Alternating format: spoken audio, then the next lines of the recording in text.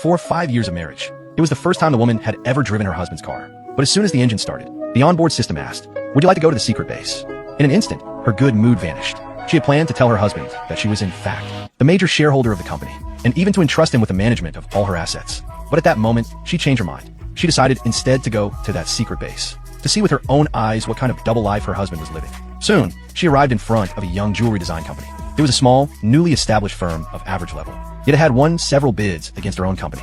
The woman quickly entered, and immediately noticed the necklace she had made for her husband with love, the same one she had given him for their wedding anniversary, now hanging around another woman's neck. At that moment, the last glimmer of hope in her heart vanished. She approached, tapped the stranger on the shoulder, read her name tag, and directly asked if she knew her husband. The young woman replied calmly that her husband was her idol, but the wife detected a hint of panic in her voice. She didn't even bother to listen to further explanations. She turned around and left, returning straight to her car. There, she immediately called her assistant, told her to cancel the asset transfer, and ordered her to investigate her husband's bank statements and hotel bookings from the past year. No sooner had she hung up than her husband called. At that very moment, he was with his mistress, all smiles and sweetness, pretending that he was busy preparing for the jewelry exhibition the next day, and saying he wouldn't be home that night.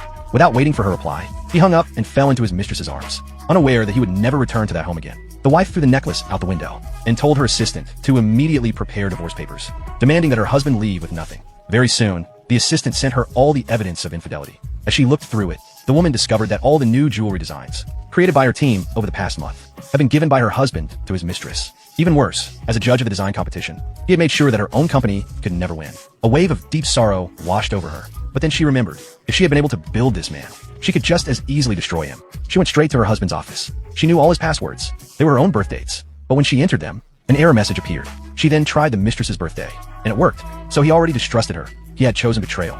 From now on, she would show no mercy. Searching through his computer, she discovered not only stolen new designs, but also many of her older creations. Despair filled her heart, followed by cold determination. If her husband wanted to steal, he would pay the price. She inserted an invisible watermark into every design file, determined to take back everything he had stolen, and punish the mistress who had destroyed her family. The next day, the jewelry exhibition took place. As expected, her husband sat on the jury, smiling proudly and using his connections. The wife, meanwhile, hid discreetly in a backstage room, watching the live broadcast on a screen. Soon it was the mistress's turn to present her project. With confidence, she explained her design philosophy.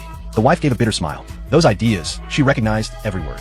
They were the very same she had once shared with her husband, which he had then passed, ready-made, to his mistress. The audience applauded enthusiastically. The host invited her husband to give his score. Not only did he lavish her with praise, he even declared that the young woman's talent now surpassed that of his wife. Before awarding her the highest score, the audience cheered loudly. The host announced the winner of the competition without hesitation. But at that very moment, the wife stood up and shouted, "I do not agree."